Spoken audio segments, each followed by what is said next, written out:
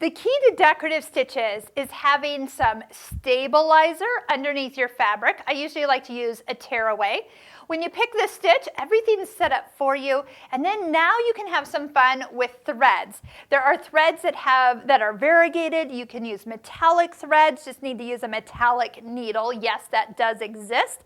I'm going to just show you that when I use thread that is high contrast, this is what makes it fun. So just go ahead and stitch.